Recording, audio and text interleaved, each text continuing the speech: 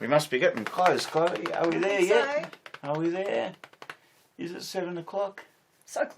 So close. No, can't see us yet, no. Hi everybody, you might be able to see us. Oh, here we are. Here we are. There we go. We've got Terrific. the technology working. Hey! We're off. We're off. Saturday streaming number 10. 10. And it's a bit different tonight.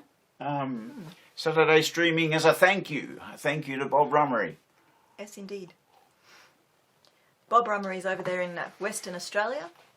And he's been playing music for many, many years and doing really good work digging out marvellous old poems from Western Australia and setting them to music. And the quality of the poetry that he finds is just marvellous. And we've been lucky enough to be on the receiving end of a few of those songs. He sends them over from the Golden West and they float in our window this side.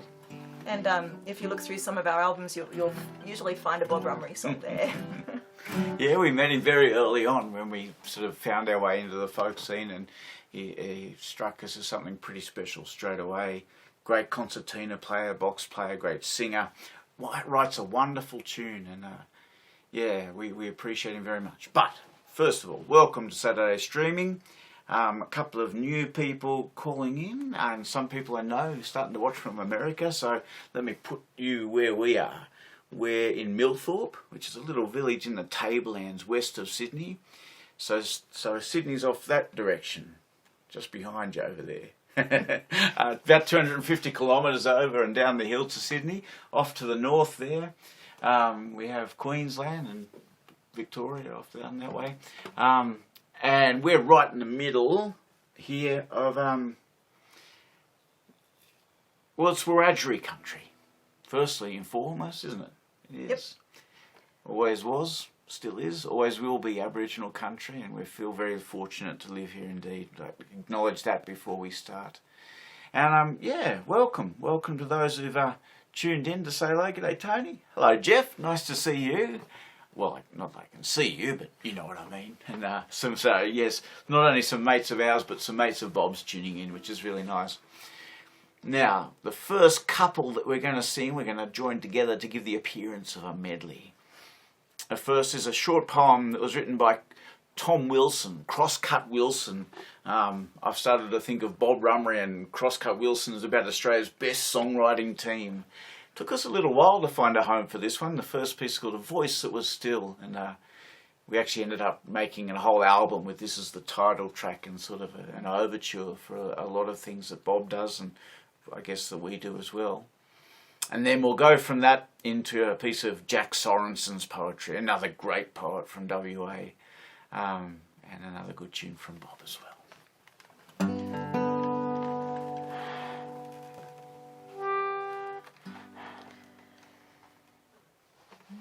There's a note of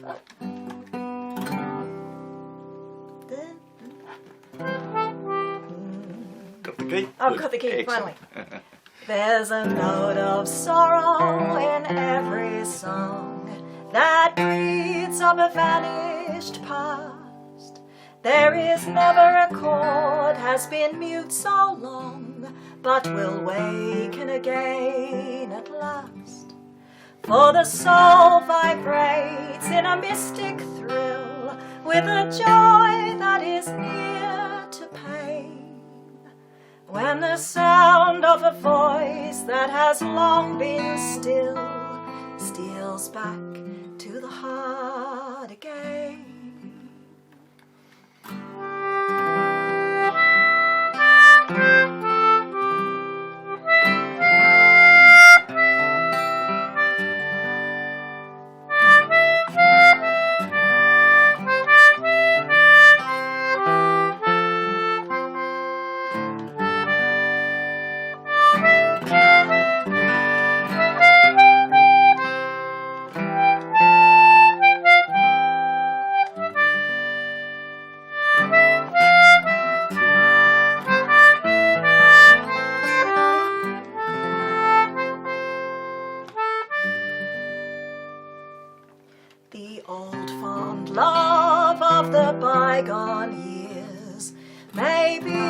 but a cherished dream, and the light that breaks through a mist of tears seems only a transient gleam. But the dream is sweet, and the gleam is bright, and the voice is soft and low, and they fill my heart with the hallowed light of the days of long ago.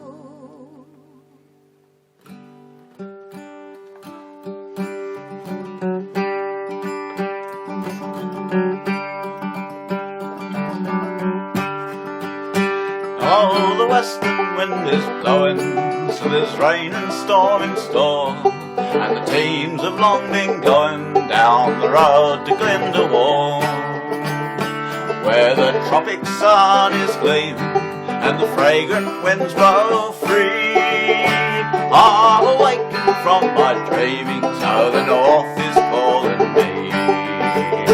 Oh, the steam is in the boiler in the expert's room below, while upon the board each toiler waits to hear the whistle blow. For the shearing is beginning, and my heart is fancy free, and the friction wheels are spinning, yes, the north is calling me.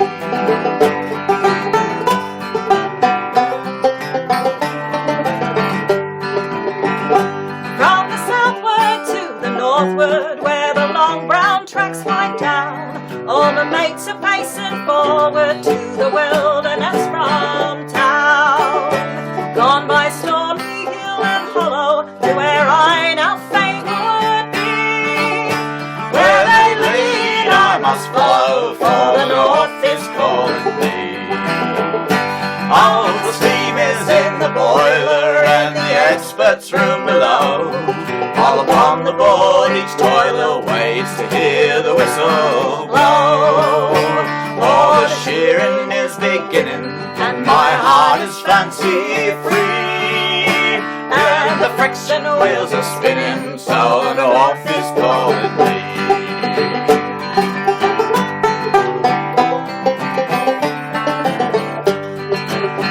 Oh, what's this news I have been hearing, tidings strange to me indeed? Diemen now is shearing, there's the Wallace in the lead. Straining camel teams are swaying from the junction to the sea. Why so long I am delaying when the north is calling me? Oh, the steam is in the boiler in the expert's room below, while upon the board each toiler waits to hear the whistle blow.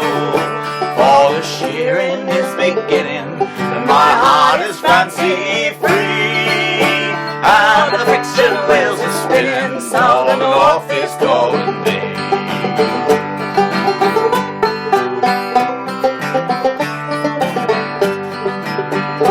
And so northward I am going, for I cannot linger here. Now the starting whistle's blowing and the guns are into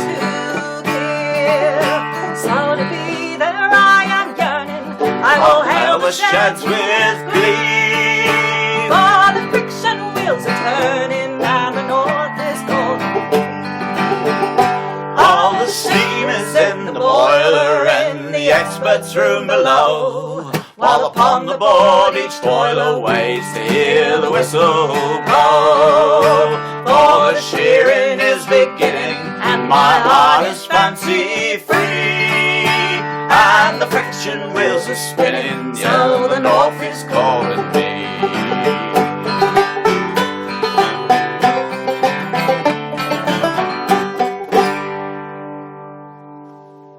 I don't know if you could pick in that last song, but there's a definite clue that we're talking about the roaring shearing sheds of the west and not over this side of the country.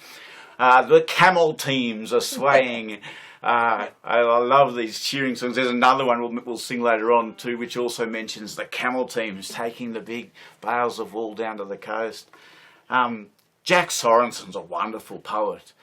You'll find Jack's work here and there if you have a look around, and He didn't write any bad poetry, Jack. He was a shearer and a journalist later on, a bushworker. He was also state welterweight champion boxer in Western Australia, which is quite a thing. And you think, oh, a poet and a boxer, well, and a shearer. And that's the secret link, you see. He actually said it nicely himself, so I'll just quote him. He said, he was a poet and a pugilist. He was quoted as saying that you had to be prepared to be the latter if you were going to pretend to be the former. Another way he said it is you had to learn to fight to establish your right to compose verse. And if you're going to work in a shearing shed. If you're going to work in a shearing shed. And I think we can all kind of relate to what he's saying there. Yeah, Jack's wonderful. We'll sing some more of Jack as we go on.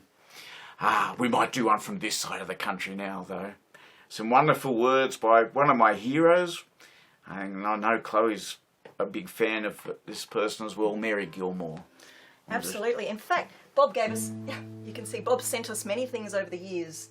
We have a showcase here of presents from Bob. One of them was Mary Gilmore's beautiful book, Old Days and Old Ways. And it's just extraordinary. She was writing in 1934, and the level of detail and knowledge that was still available to that generation about life in the bush is just amazing to read. It's a wonderful book to delve into, and she was canny enough to realise that some of those ways were passing, and she was making a conscious attempt to save them, to catch them and pass them on, much as Bob's been making a conscious attempt over there to catch some of those West Australian poets and put them out there again. I know Chico's joined in. Hello Chico. This is from a song from Wagga Wagga, so not too far from a bit of your old stomping ground. These days, when we think of the bells that we would attach to the beast, we would think of the Condamine bells. Chloe and I have even set some Jack Sorensen words to music ourselves about the Condamine bells. But they were Queensland bells, and to be honest, they weren't quite up to it.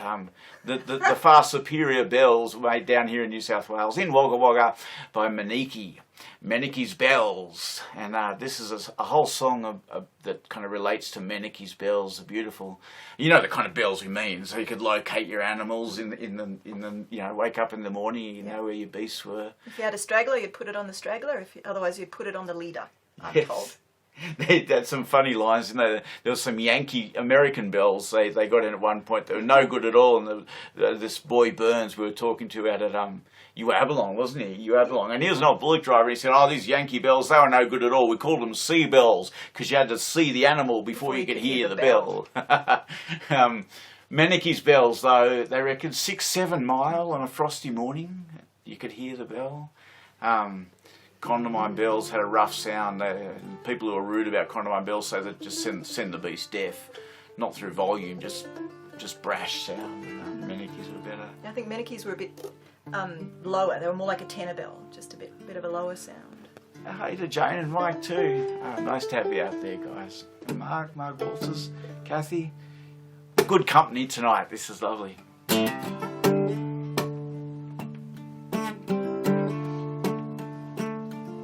Words from Mary Gilmore, and the tune, of course, from Bob Rummery. It's all about Bob tonight. Then the bullocky sits by the fire on the long, slow hours adrift.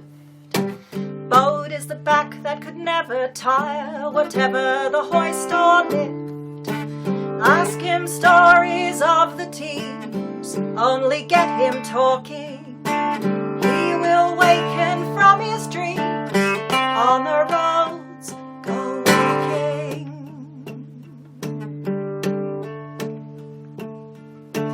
There though the body sags to the knees, his mind is out on the road, watching the play of the axle trees, marking the swing of the load. Bullocks, I knowed him then, no one knowed him better, spelt him just the same as men, letter after letter.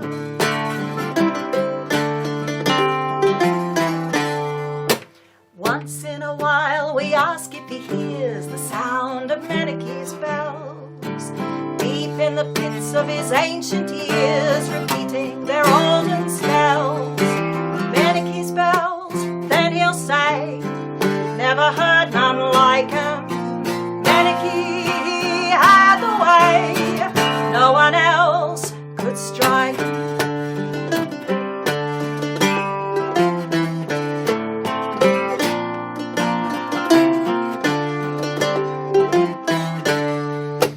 Bred to the yoke, old Bullocky Ben, Bullock boy, that was his start. Says with a laugh, remembering men, them were the days they were smart. Written in his own queer way, Bullock whip for scriber, he made history in his day. Ben, the bullock driver.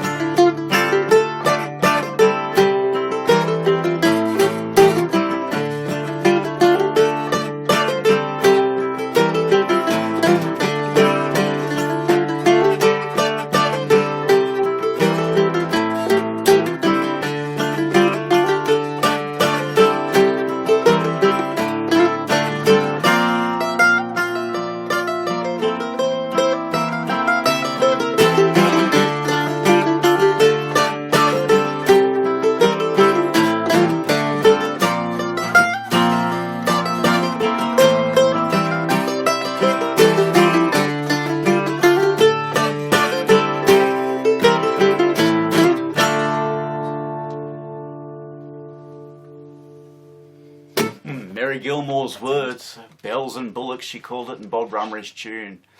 We're going to stay on this side of the country with this next song, and a piece called The Broken Down Digger. Now, I'm going to take a second and I'm going to post something in the comments here, which is actually a link, a couple of links, 3 links. One is in case anyone would like to donate. Now, to be clear, if you're here for your first Saturday concert, they're free concerts. The link to donate is just, please just join in and watch. Don't feel like any sense of obligation at all. But if you do feel like donating, what do I say? A little bit helps a lot. A lot helps enormously. Yes. So it'll have that link. But the other thing we've got is my mate Ian Large. Oh, some of you all know Ian. Ian has actually made this wonderful old book called, some of you will know it, Old Pioneering Days in the Sunny South from Charles McAllister.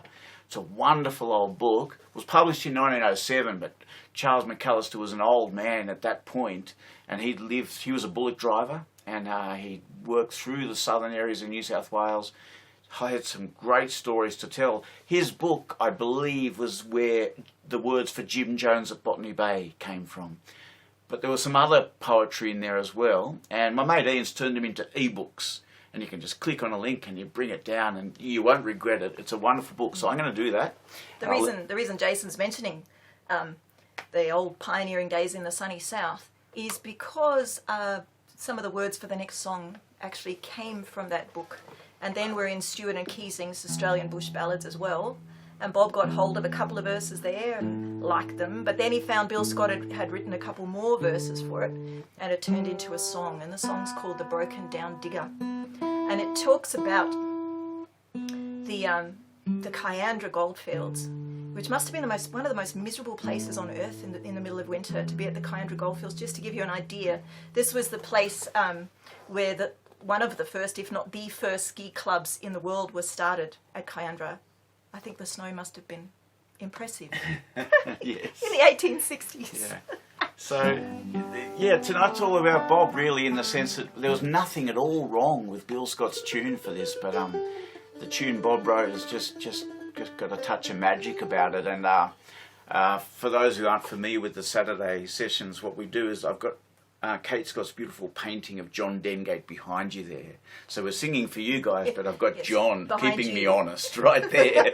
And I happen to know that this was one of John's favourite pieces of ours that we ever did. He liked this one, so we'll be doing this one thinking about John a little bit as well. The broken down digger. Yeah, you can always picture them up there. It must have been a bleak place to be chasing gold. Goodness, cold.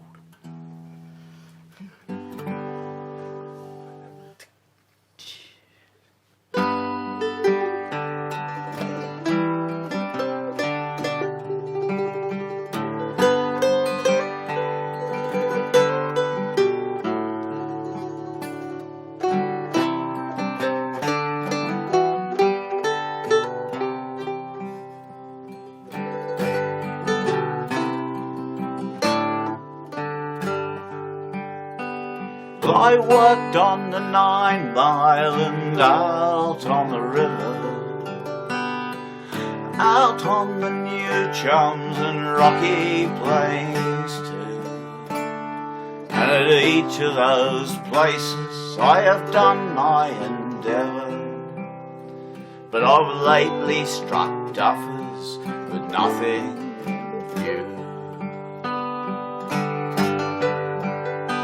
I've sold off me shovel, me pick and me dishes.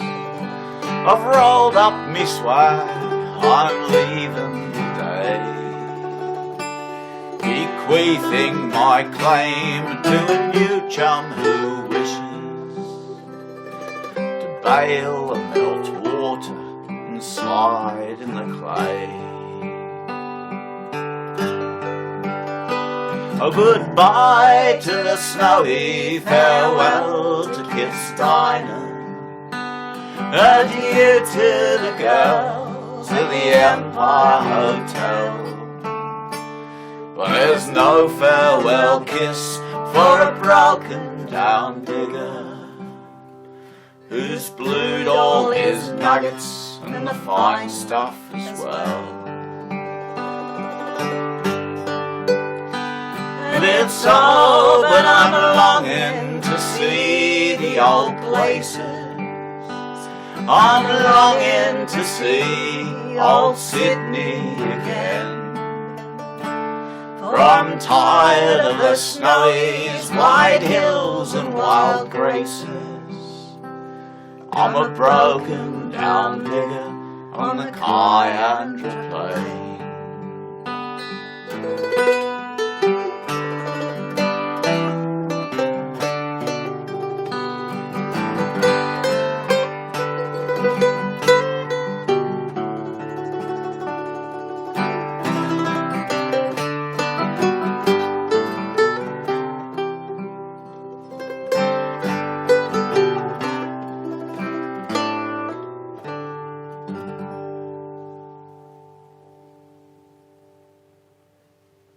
Like a lot of great Australian songs, it's a bit of a mongrel dog, that one. It's had lots of hands in there, and as Bob Rummery himself would have said, panel beating it along the way and knocking it into shape.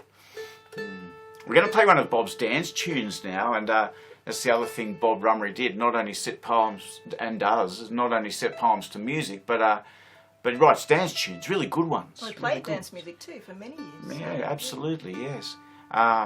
I'm sure we've got lots of mates of Bob's out there, and if you've got any great memories of Bob, share away. We'd love to read them later, even if I don't get to I'm not very good at watching the comments as we play, but we always have a look later, and yeah, if you've got any great memories of Bob, please let us know. This is one of the nice things about online gigs, is that you get this long play feel, you know? We can really explore something, so it gives us the chance to bring out all the Bob songs we know, and play them all in one go. And gosh, it's been a lovely week. I've got to tell you, it's a really wonderful place to explore. We've had all of the correspondence we've had from Bob out, and we've been looking at all the letters he wrote us and the poems that he sent us, finding a whole pile more we really should be playing.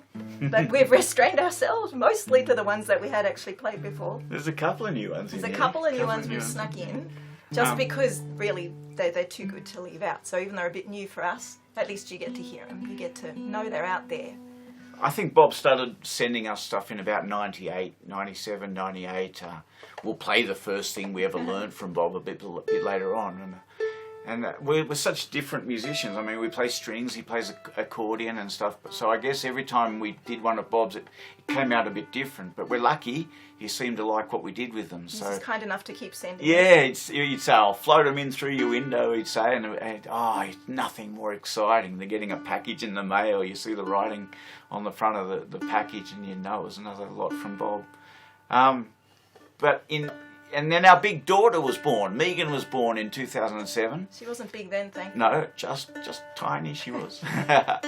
But Megan was 10 days late, and so we famously say she did 4 festivals in 3 different states in her first 5 weeks of her life. We hit the ground running. Luckily, Chloe's mum and dad were travelling around with us, and there's probably some people out there who helped us as well. Chico? Yes, you would remember us as new parents, this precious little thing rushing off to do gigs. And Chloe's mum especially was great. She'd say, just give me Megan, off you go do the gig. When we got to the National Folk Festival, which was one of those gigs when Megan was only 2 weeks old, maybe a little bit more, 2 weeks, Bob had written her a tune. Yep. Bob Rummery said, here's Megan Jean's Mazurka. And we've actually got the recording of sitting outside the session bar with Bob playing Megan's Mazurka to us, giving us the tune. Megan's there, sort of going in the background. And David DeSanti walks past at one stage and says, what's he say? Oh, introducing her to the accordion early. That's good, I see. That was before. The next year we had Megan trained up. 2 years later, she was just a little bub, and we trained her up to go, oh no, an accordion! And put her hands over her ears, which was very funny. But anyway. Oh, David didn't think it was funny. David didn't think it was funny, no. Anyway, we'll play Megan's Mazurka. This is the tune that Bob wrote for Megan. And, I think it's a very nice tune. Megan doesn't have any choice. She likes it. Yeah. It's a beauty. Yeah. Let's hope we can. It meant the world to us, I've got to say, as new parents to have had Bob turn his considerable talents to writing Megan a Mazurka. Lucky child. Lucky us. Very lucky child. Yeah. Going to look my age. Alright, let's give it Megan's a go. Mazurka. 1, 2, 3, 2, 2.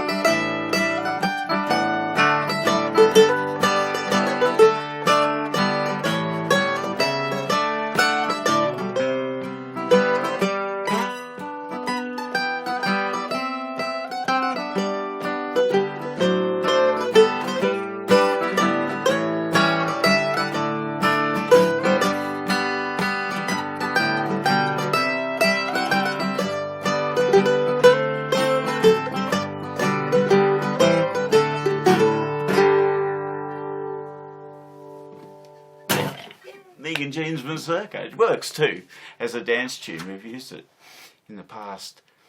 Yeah, we'll move on to a song now that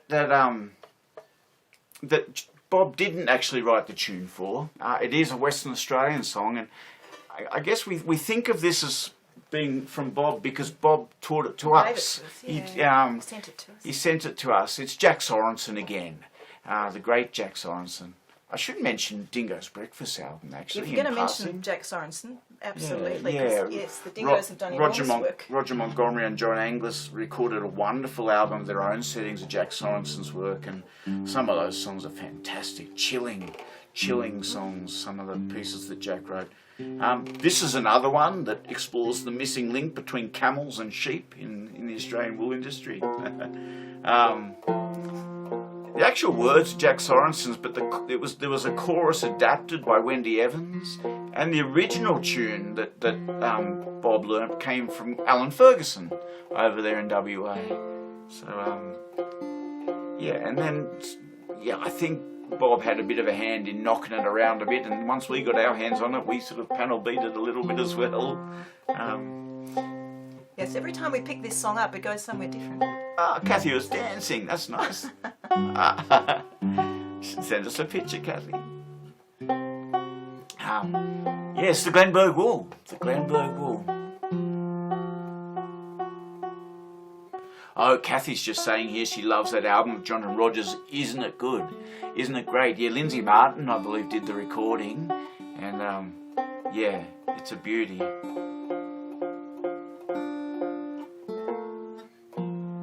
But of all the songs on there, this is probably the only one where I prefer this tune to the one that they do. I mean, they're both great. It's an excellent set of words, as you would expect from Jack Sorensen. Yes, for those who weren't here a little bit earlier, I explained Jack Sorensen, who was a bushworker and a shearer, and we will be hearing a bit more from Jack tonight. Worked in the shearing sheds and was state welterweight champion boxer as well. And he explained it by saying he had to learn to fight to establish his right to compose verse. So it's the Glenburgh Wool. Strange places. Like that.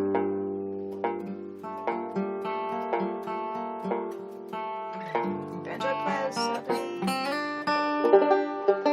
Okay.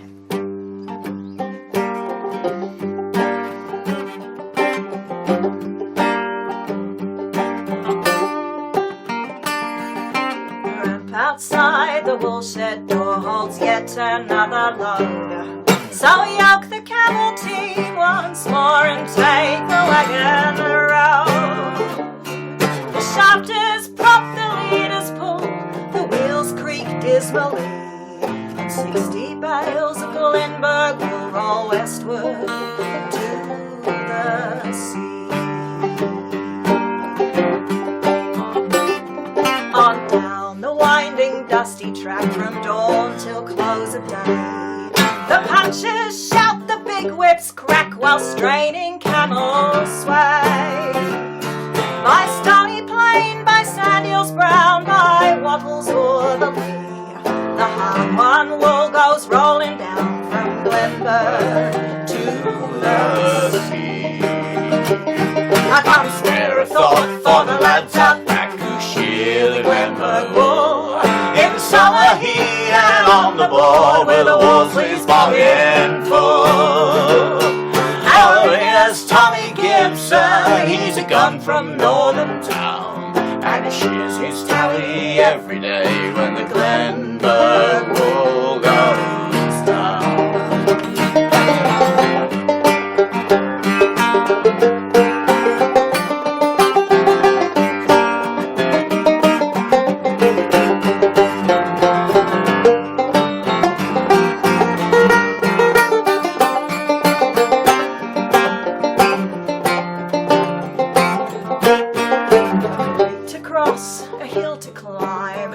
Of sandy track, they'll haul it through at given time, though a straw will break each bag.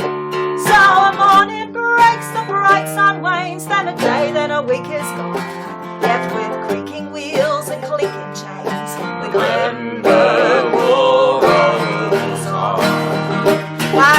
spare a thought for the lads up and who share the Glenburgh Wool. In summer heat out on the board where the Wolseley's bogging full. Our ringer's Tommy Gibson, he's a gun from Northern Town, and he shears his tally every day when the Glenburgh Wool goes down. What?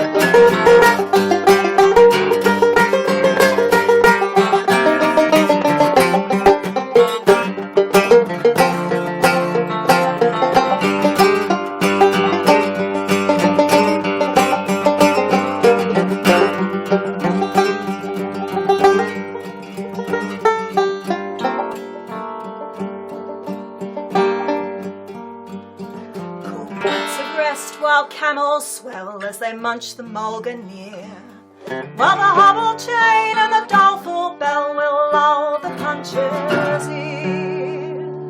2 more long days from Rocky Pool and then Carnarvon town. Some 60 bales of Glenburgh wool from inland hides go down. I can't spare a thought for the lads up back who shear the Glenburgh Wool. In summer heat and on the board where the Wolseley's bogging full.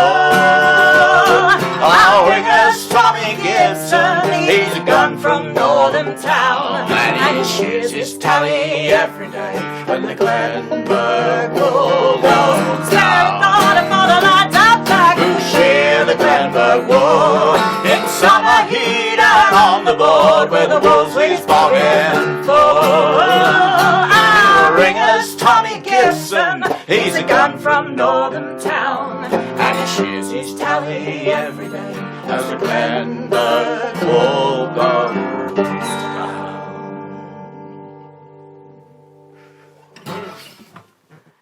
We sang that song a few weeks ago, and my friend Ian actually sent us a picture of a great laden dray dragged by camels with wool bales packed to the sky. Quite a sight, quite a sight. Bob sent us the tune is fairly apparent. Well, the tune for the song is apparent. It's, you know, that Star of the County Down is the tune. Yeah, but the words are a marvellous old piece about Van Diemen's Land. I think it was used as part of a show about Tasmania. It was, yeah, that's right. So that's another thing we could say. So we feel fortunate that we met Bob when we did because we love to listen to him. We feel fortunate to meet him when we did because he would find these incredible pieces of poetry that we'd never come across, and I don't think we would have come across without Bob. Then we absolutely loved his singing and playing, so his knack for writing a tune, to hanging a tune off words that made you feel like even a fairly poetic piece that might not strike you as a song, it just feels like it always was a song because he's so canny with his tunes.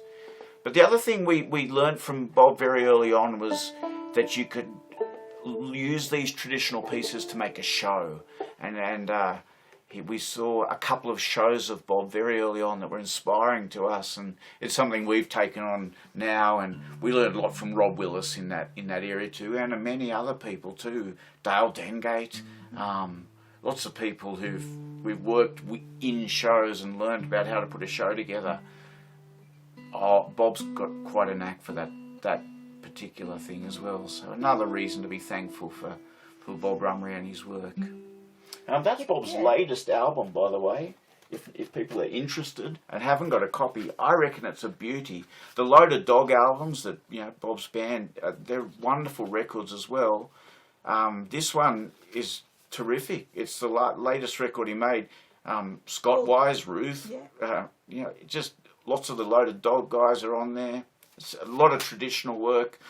Some of Bob's favourites. Yeah, I love that record. It's called The Man with the Concertina. Yeah. Not sure exactly how you can get hold of it. Maybe email us if you're interested and we'll help you go the next step. Or there is a Facebook page for Loaded Dog and you could hop on there and send a message. So Loaded Dog's a bit tricky to look for, but if you add the name Rummery, it'll come up. Yeah. Yeah, that's right. Sorry, just checking the technology. We're actually going to hammer in a tune here from a local Scottish tune writer, a bloke who I haven't seen for ages, but he lived at Cullenbullen, which is I lived on a farm outside Cullenbullen when I was a kid for a couple of years, and Eden Mackenzie, Jock Mackenzie, his dad was a great Scottish piper, and Eden played in my favourite, I was going to call them a bush band, but that's unfair, Cocky's Joy, with Mike Martin and Roger Hargraves, one of my favourite... Folk rock band, I think. Yeah, I don't know what you call rock. them. There was nothing like Cocky's Joy, one of my favourite bands in the world, and Eden wrote this tune which seemed to go very well with Bob's setting of this Van Diemen's Land piece. We don't get to the B part of the tune? Yeah. Sorry. Maybe next time.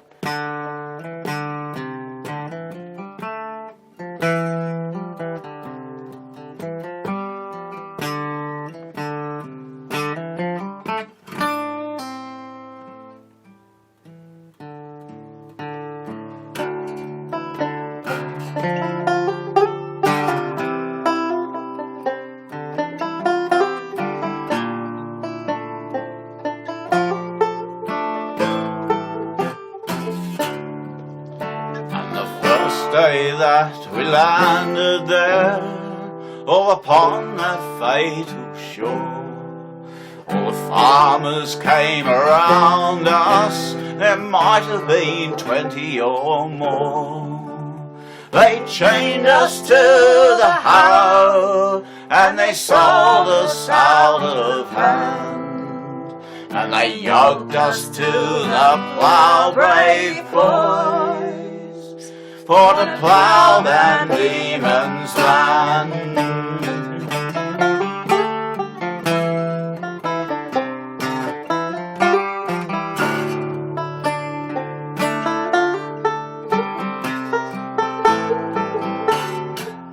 Well, they shipped us out to the western coast, chained neck and neck in line, and they whipped us through the forest gloom for to fell a huon pine. I stood on Sarah's Island and I saw the gates of hell, where 9 brave ships and many a soul had heard the last watch fell.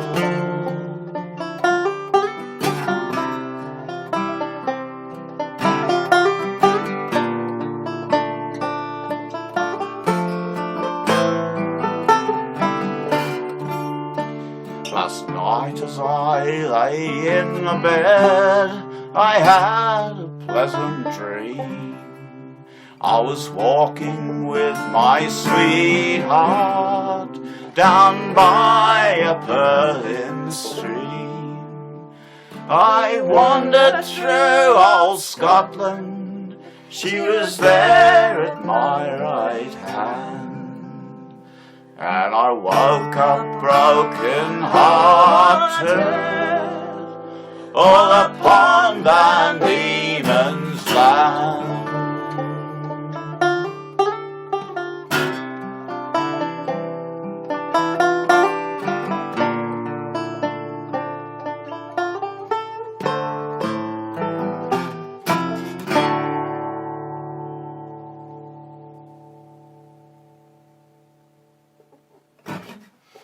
Nothing scarier in the world than being stuck on Sarah Island, I would have thought.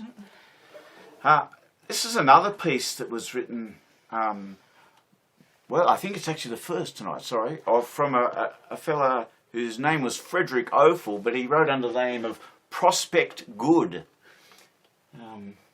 with some irony. Yes. I don't think he wrote jolly songs much.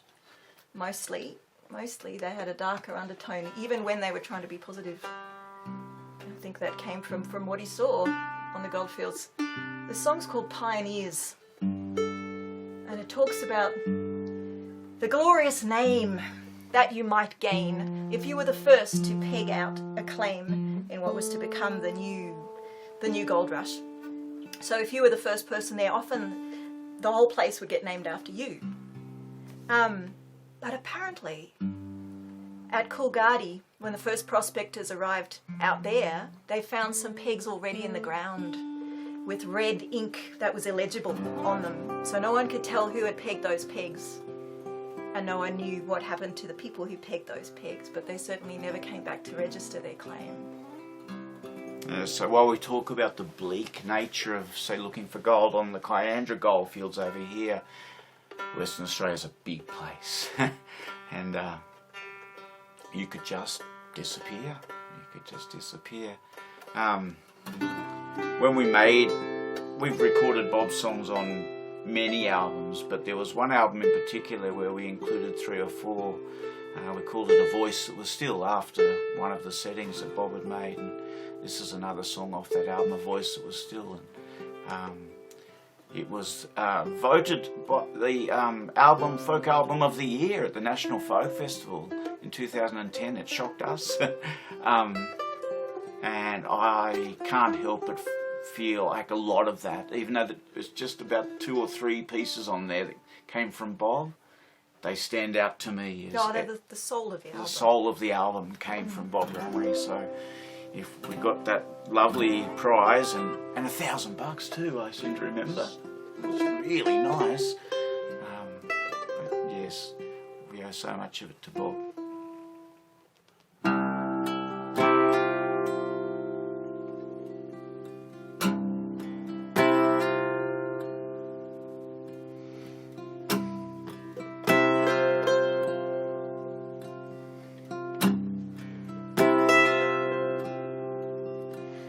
Said, now here is gold. The cloth of gold unrolled lies spread about your feet. Now fortune smiles and sweet. The mulga hid the face of fate, watching with ruthless eyes of hate.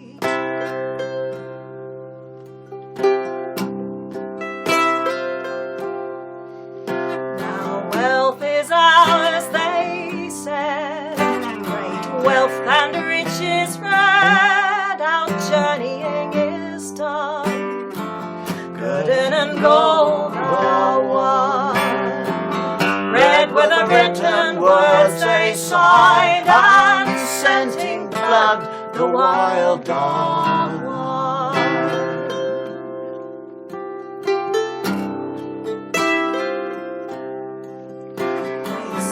Now ours is fame, an honoured, glorious name, the name of pioneers, an honour as of seers. They turned to take the homeward track and dreamed a joyous welcome back.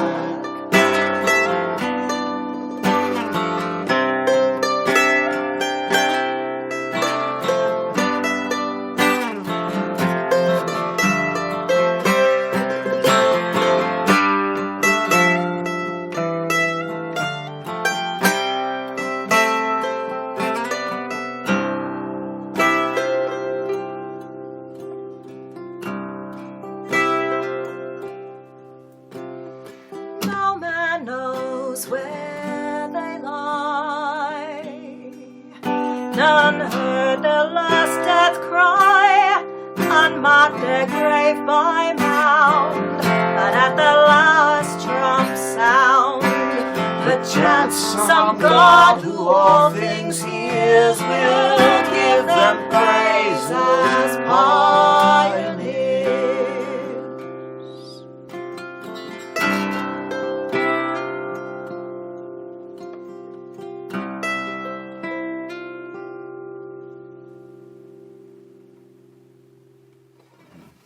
Prospect Good was the poet, and yes, Bob Rummery was the melody writer. We mentioned that Bob wrote some dance tunes, and here's a couple of polkas we really like. We won't do a lot of Bob's dance tunes tonight, because we want to get as many songs in as we can, to be honest, because I love the poetry he picks. But yes, 2 polkas. Sid Parish's polka, and Back on the Monaro polka. So yes. Bob probably always thinks of the Monaro as kind of home, going way back, I guess, and so there's a little bit of nostalgia in this polka. It's 2 polkas. I'm going to do the old thing. Oh yeah.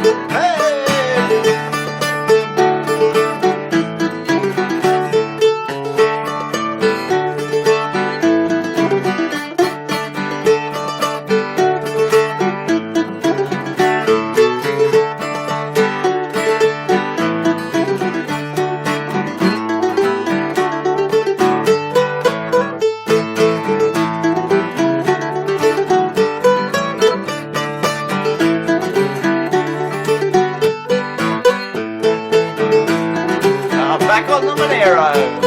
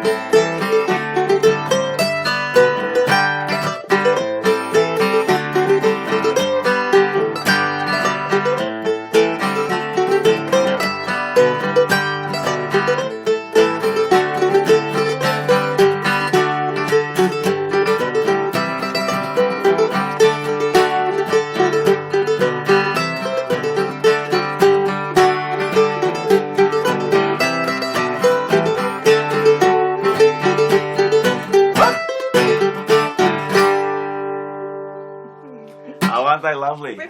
Yeah, brand new Australian dance tunes, and to my ear, Bob's really caught that kind of almost Scandinavian or German European sense that you often get out of the best of the Australian dance tunes. They're lovely. I can remember some of those tunes were part of the big settlers bashes at the National. They downstairs in the session bar, they'd have the really wonderful big sessions where you'd get the dots and you could sit in and play with a big group of people, learn the tunes. And they're marvellous little tune books, those. And quite a few of Bob's have made it in there. Yeah. 2 pieces now. Another thing that Bob tells us was talking about putting shows together. We'd already made our riderless horse show, which is our show Chloe and I put together around the Australian experience of the First World War, and it's something that Bob has done as well. And so when we met, it was something we shared, and he certainly helped us. And when we made our Riderless Horse CD, we included 2 of Bob's settings, and we'll play them both for you now. The first one's a very short piece with words from Leon Gellert. Many people think of Leon Gellert as one of Australia's best war poets. If you want to call someone a war poet, then I guess that's what Leon was. And he wrote this piece called ANZAC Cove, 2 short verses that capture quite a lot.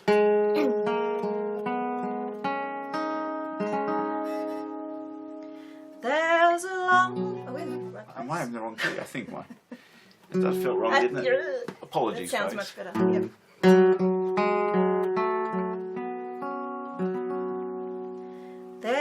There's a lonely stretch of hillocks.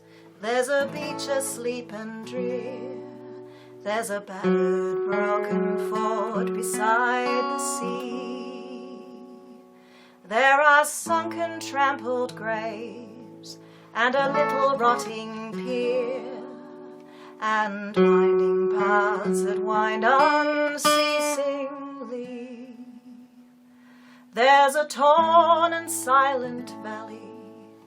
There's a tiny rivulet with some blood upon the stones beside its mouth.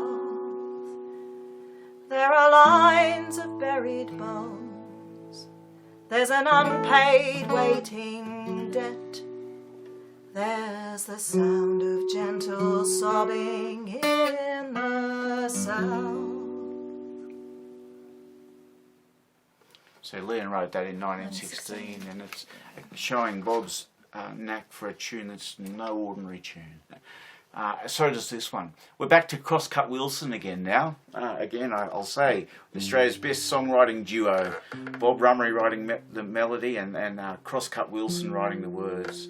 This is a piece that Crosscut, who was 49, Tom was 49 when he was at Gallipoli on the peninsula. He was there for 6 months, and he was there over the truce that was formed to help to bury the dead. The dead had piled so high and were becoming such a problem that the truce was called. Going into too much detail about the actual war, but the truce was formed, and one of the results of the truce was a very big step forward in the relationship between the Turkish soldiers and the Australian diggers. Many of them started to exchange gifts, to exchange laughs, to joke. That famous story about the Turkish, I hope I get this right, I'm doing it from memory, but the Turkish soldier talking about that's diplomacy and that's politics, and pointing in the dead body. God pity all us poor soldiers. That connection that became between the Australians and the Turks, which just grew and grew and grew. And that this poem could not have been written before the truce, but after the truce. Tom Crosscut Wilson showing, I think, in these words, the maturity of a 49-year-old man, rather than, well, the youngest soldier we've discovered at Gallipoli was a young man who was 14, young boy who was 14, not 49 like Tom. So he wrote this one, he called it Hic Jacet. I buried a Turk in a darksome gorge by officer's orders one evening grey. I had finished me 24 hours on and was leaving the trench at the close of day. You must dig him in, and the officer smiled. He'll need no volleys or muffled drums. He's been in the sun for a week or so, and it's perfectly awful the way he hums. So I filled me pipe, 'twas a needful thing, and I got in a blast ere I ventured near, and I found him lying in shape grotesque, 'neath an ominous cliff that was grey and sheer. He'd crawled to the shelter of prickly scrub, and I never could tell you how looked his face, but his horrible eyes were blindly turned to a thing he held. 'Twas a portrait case. Though little I worried for sights and smells, but this was a sight that it hurt to see, for I fancied he clutched it in mute appeal, and he seemed to be holding it out to me. And little and all as I liked the job, ere I started to cover him o'er with sand. I dropped me shovel and pick and stooped, and I took the thing from his grisly hand. Oh, piteous thing in the sight of death, 'twas the face of a beautiful dark-eyed boy, a kiddie of 6 years old or so, who hugged to his bosom some childish toy. And the teeth peeked out in a roguish smile, and round the collar the dark curls clung.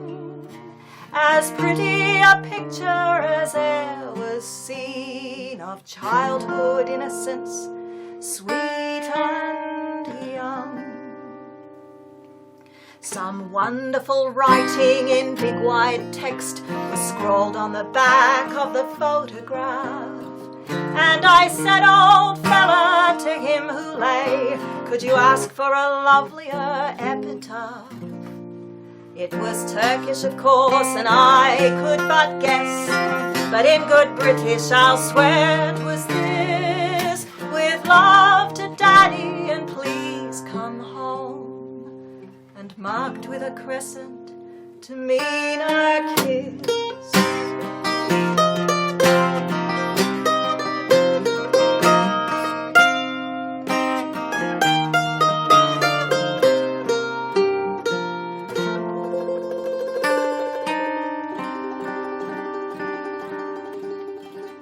There's little of sentiment one can feel when it's each for himself in the firing line, but I couldn't but mutter a useless prayer that he hadn't gone under to shell of mine. And I pictured the one who sits at home and waits with a longing supine and dumb for the daddy who lay in the darksome gorge, for the steps of a husband who ne'er will come.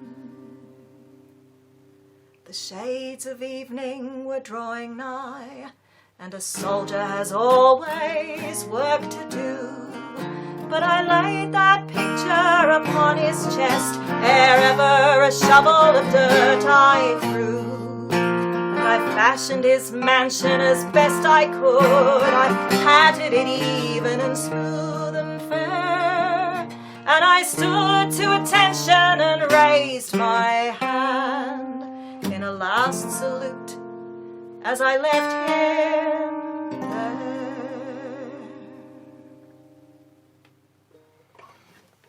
I'll say it one more time. Australia's best songwriting duo, Tom Crosscut Wilson and Bob Rummery, writing a melody that, look, to be honest, I could never approach a poem like that and think it could be a song, and yet look what Bob did.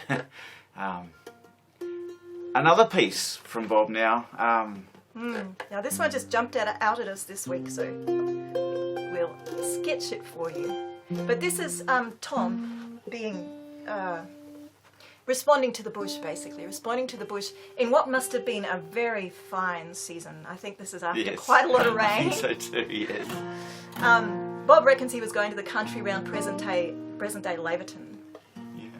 So, when Bob first sent this one to us, we almost put it in the repertoire and never quite got around to learning it. So this week has been given us a great opportunity just to dig a little deeper into Bob's work, and it's really, Bob's used a lot of Tom Blackman's Mudgee Waltz in here, but you'll see how you can take a traditional tune and just, it's got an extra couple of lines, so you can tweak it round, and he's come up with a beautiful tune for a lovely poem. Again, Tom Crosscut Wilson and Bob Rummery together.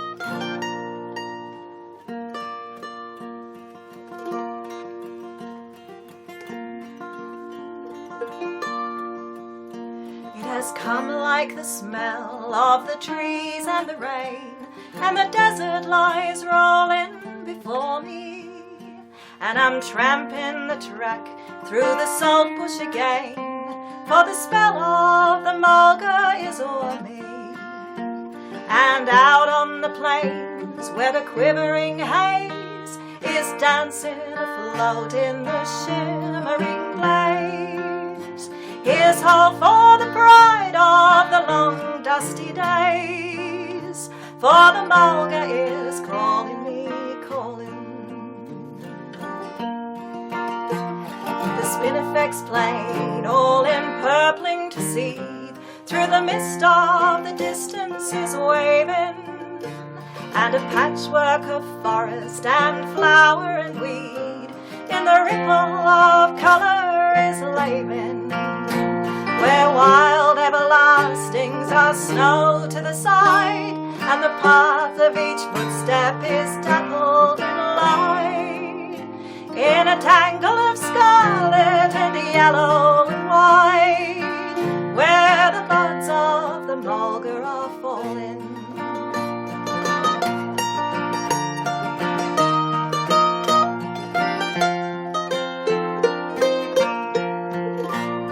And in the wild depths of the deep breakaway, the cool caves of limestone lie darkling, while dim peaks in solitude rise far away, like isles in a blue ocean sparkling, and silence so musical lingers around, that melody whispers in every sound, and tremulous echoes of silver resound, where the note of the bellbird is calling.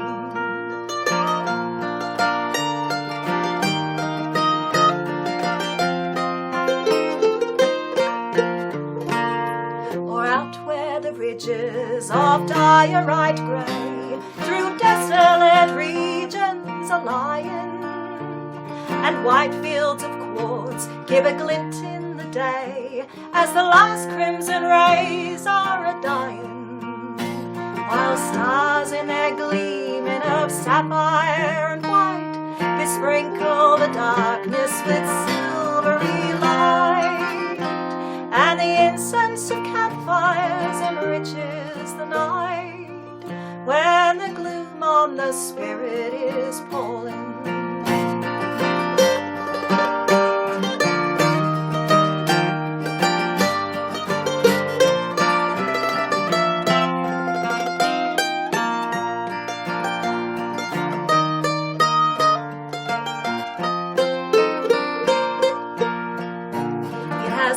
Like the smell of the trees and the rain, and the desert is rolling before me.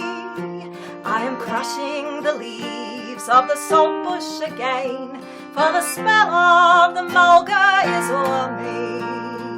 I know 'tis a glamour that soon will have died, when I turn from the towns to her bosom so wide. She will take me and break me and cast me aside, but the mulga is calling me, calling. Yes, the mulga is calling me, calling.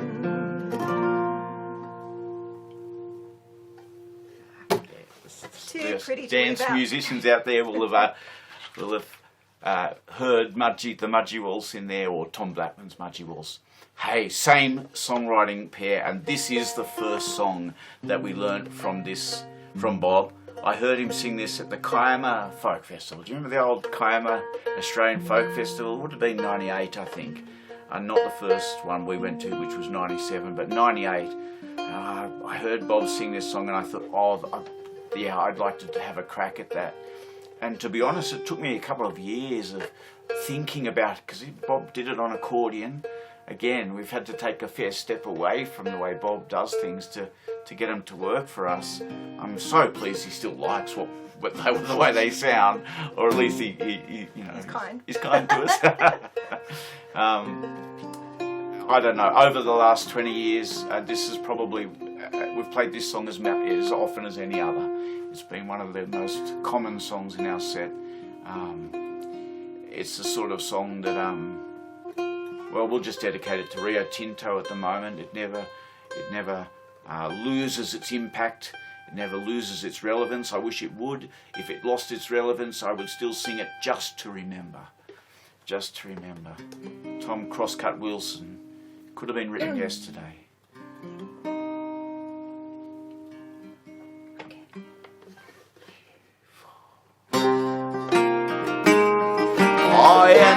cage for the number 9. A trucker paused at the brace to say, as he left the depths of the gloomy mine, he said a man was killed in the mine today. Then the winder sang as we rushed below, and the flaps flashed upward merrily, and so to toil. Yet it came to me, 'tis a sorrowful thing for some to know. Oh, there's a clatter and crash in the dusty stoves as the rock drills dash at the good grey ore. And there's labour and sweat for the company, hopes for a quote in the share list, 1 point more. Oh, there's wealth to grasp, there are divs to pay, and what is a labourer more or less with the din and the clamour? Now who would guess that a man was killed in the mine today? So the skips roll on, there's a tally to make, and the stamps are hungry and iron shod. But whose lips could quiver, whose heart could break? Well, there's grist for the mills, the rich man's gob. Oh, it's a 10 bob wage for the risky ran. The poultry risk, and if he got passed out, 'tis nothing to worry our heads about. He opened a job for a luckier man.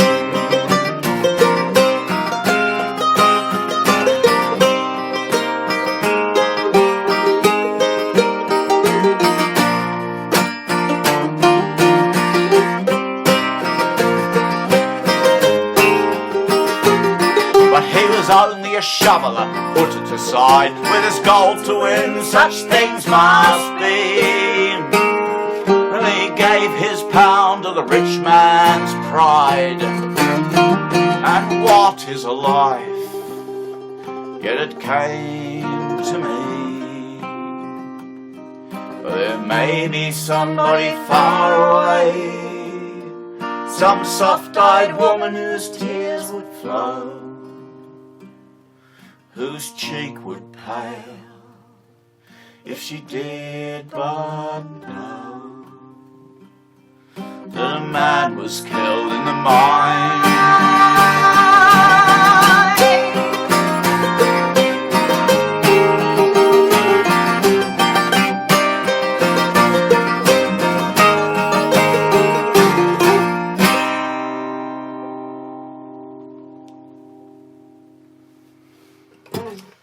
What a songwriting team they are. Australia's Lennon and McCartney, separated by just 100 years or so, but Tom Crosscut Wilson and Bob Rummery. And Bob Rummery, of course, is what we're all about tonight. We're back now to a piece from Prospect Good, that pen name for Frederick Ophel. A very short piece,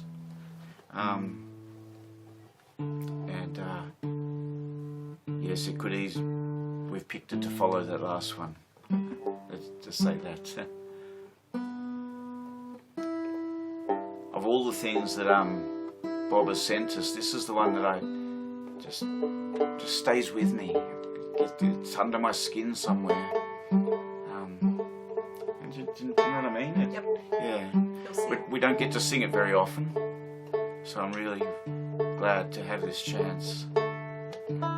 Bob, we spoke to Bob earlier in the week, and he's going to get to see the show. I'm not sure he's tuned in tonight, because I don't know if he's a Facebook sort of person, but what we do with these, if you're not familiar, is after the show finishes, we get them up to YouTube over the next day or so you can always sort of catch up a bit.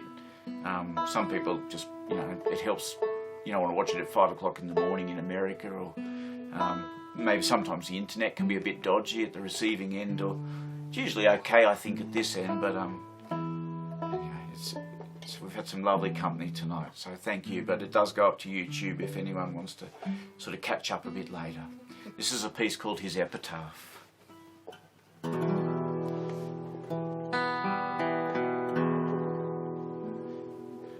He lies here, see the bush, all grey through grief for him, poor scrub like ashes cast, sprinkles the valley grim. The salt bush his shroud, white skies his only pall, and in memoriam 1,000 stamp-heads fall. God lured to death, and yet he would have had it so.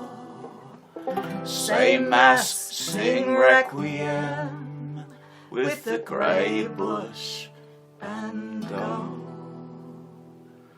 Quietly he has found, here in the golden west, the long sought for at last, an Eldorado blessed.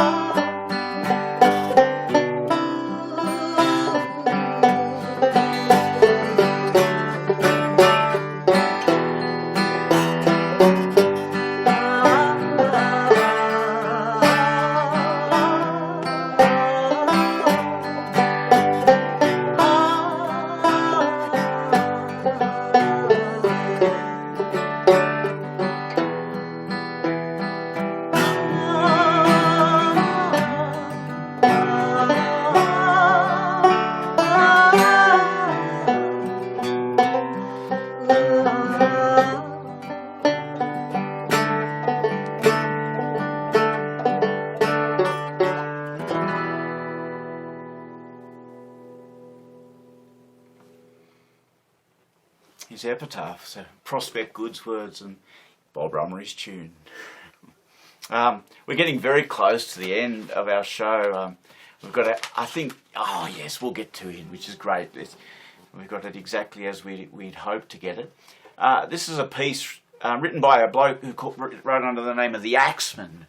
Bob seems to know a little bit less about this fella, the Axeman, but it's a terrific yarn about... Yeah, he said he was a timber cutter from the southwest, and then for some reason he scooted off to Meekatharra and worked various jobs around there, but no, we don't know why he moved. But this is the tune he wrote. It was published in the Meekatharra Miner and Telegraph in 1909. And paints quite a picture. It's reminiscent of a few old dance tunes. This is not Bob's tune. Bob sent this to us, but it was one of his mates in long-term musical partners over in the West, Phil Gray. So hello Phil, if you're out there having a listen.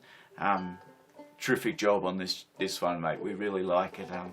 It's you have a long ball and a little bit really, and right on the end we'll stick a local tune on, a tune just from down the road at Crooked Corner, just down the road from us. The Diggers Quadrilles. Here we go.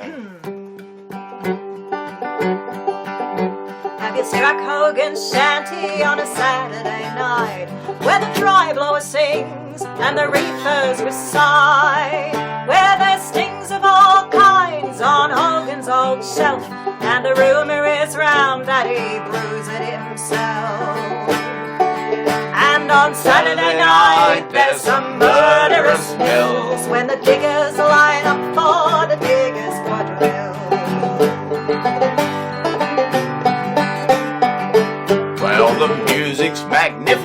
the tunes are all beauts. Special time for the rattle of number 10 boots. When they swing they shake lizards and spiders and ants from the floor, from the legs of their dungaree pants.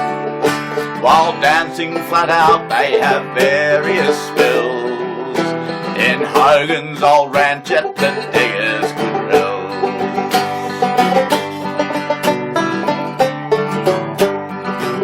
Well, there's a stampede of diggers when diggers salute, and a mixture of blucher and Wellington boots. And sometimes a dry blower bursts into song, while the language fired at him is gory and strong. For Hogan's bush beer breeds horrible thrills, but they laugh it up well at the Diggers' Quadrille.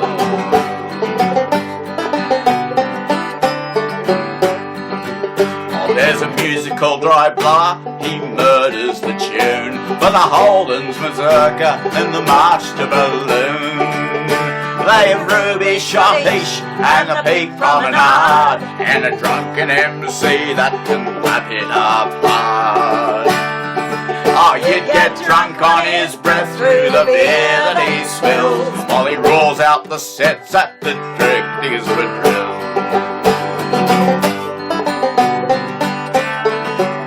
Oh, they loop all the loops and shoot all the shoots, till they dance the Prince Alberts right out of their boots.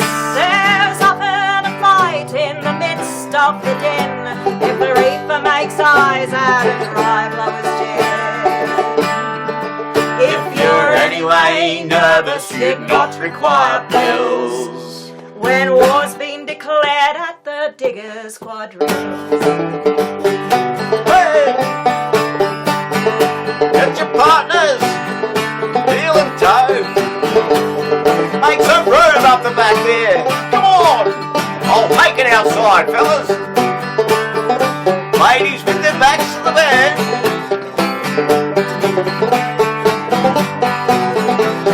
Put that thing away. Oh no, you gotta have a shirt on, mate. A shirt, you gotta have a shirt. A bit of fun from the Diggers' Quadrilles. Thanks Phil Gray for setting such a nice tune, and thanks to Bob for sending that one over. It's a cracker. There's some fantastic lines in there. Hey, we're going to finish back here on the east side, and a place just north of here. There is so much of resonance in this song. This is a song, we don't know the poet who wrote this. If anyone out lost there, in the mists of time, and there's nothing I can find on the net, Sue. yeah, I know Peter Mace took it off our CD and does it as a poem. We sing Bob Rummery's tune, but yeah, none of us. Bob can't remember, and it was in a paper. It comes from Moree, and it's a piece called All Gone, and it's talking about the grand old roaring days of the shearing being over, because the country's all under wheat, and you know what a big change that was around Moree for the sheep. You know, the big mobs of sheep around Moree, which is of course a thing well of the past. But of course, so is wheat now. And if you've done much driving as we have over the last couple of years up through the Newell, right up to Moree, you'll know that they'd be moaning the lack of the sheep gone, the roaring days of the sheds and being under wheat, but it's now under cotton. And it's one thing you need to grow cotton: water. It's a very, very significant change Chloe and I have noticed driving around country New South Wales, is the streamers of cotton just on the sides of the roads. You know that cotton they say they're not growing? The water they say they're not stealing. So there's so much to think about in this song. A song called All Gone. And we'll leave you with this one. Thanks for joining us tonight. I'll get the one more plug in. It's a free concert, but our website has a donations button, and we do appreciate any any little bit that comes our way. Like all Oh, for heaven's sake, buy a download, get something. Oh yeah. No, buy an album's just as good. But I mean, we're just out of work musicians, but we're really enjoying these Saturday nights. Next week we're doing part 2 of our Henry Lawson show. The first Henry Lawson show is up there on the internet if you'd like to have a look. We spent an hour and a half on Lawson, but we only got him as far as Burke. We don't plan to knock him off in the next week. We gave him a one-way ticket, Jason. We did give him a one-way ticket to Burke, yes, and a £5 note, yeah. But so we're going to pick up the story of Henry and Burke, and we'll do a third part of Henry Lawson too. Ooh, if we can. The week after that, we're doing The Game is Getting Lively, a request for our show on the Ben Hall, Frank Gardner, Johnny Gilbert Bushranger gang. So that'll be a really good, fun show too. I love singing those songs. But for now, thank you very much for coming along. It's been lovely to see such fun names having a listen tonight. And lovely to introduce you to some of the amazing poetry and music from Western Australia. Yeah, and the work of Bob Rummery and the yes. Loaded Dog. And if you're watching, Bob, thank you. Yeah. We'd like to share one with you in person. We'll get there.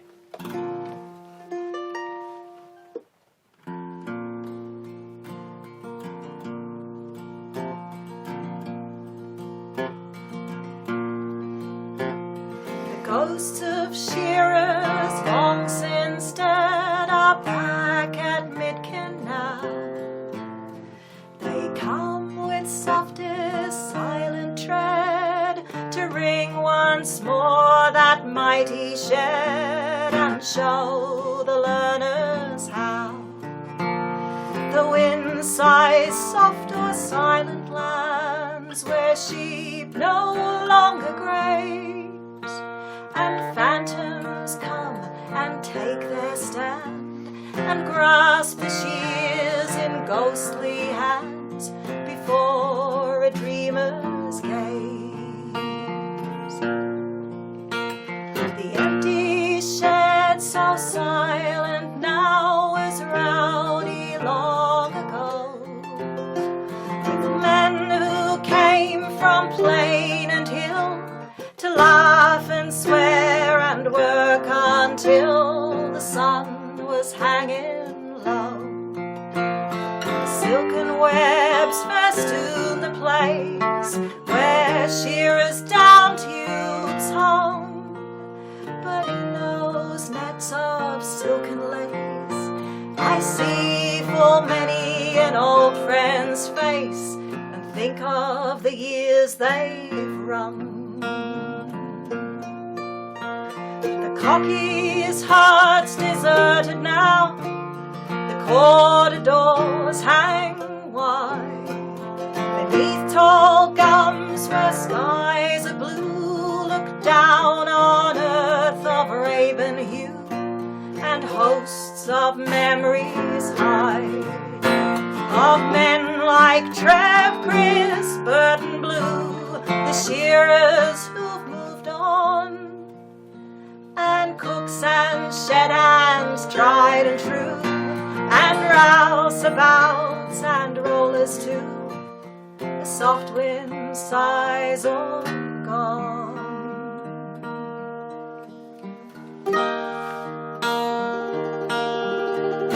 Their names are written on the wall in figures black and red, up among the rafters tall where phantom breezes rise and fall. The soft wind sighs all dead, all gone, no more at close of day. The babbler calls them in, or curses to up schools that stay where lampreys soft on tables lay, and the clearing can't begin. The mighty sheds are of the past, where once they ruled the day, and the men who worked them at the last are of a breed that's going fast from lands where we'd hold sway, but sure Admit still come back. I saw them there where cobwebs hung, and heard once more the songs they sung on the way to Cookie Shack.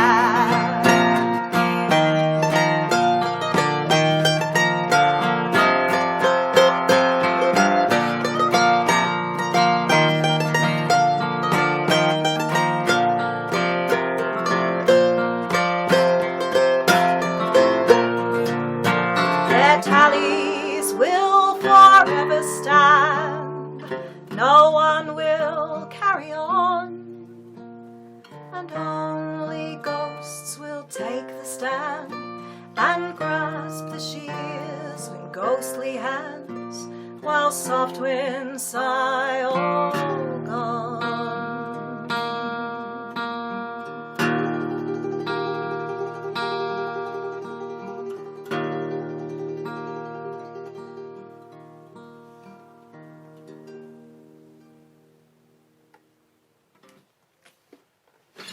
Thanks everybody. That's us, folks.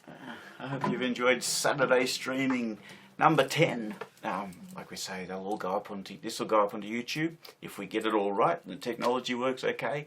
All the others are up there. Thanks for your company tonight.